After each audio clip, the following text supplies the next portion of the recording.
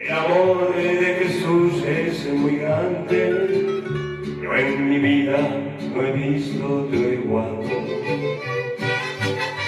Si por Cristo Jesús me desprecia y de muerte me llegará a odiar, ya ni el mismo terror de la muerte lo podrán de mi pecho arrancar.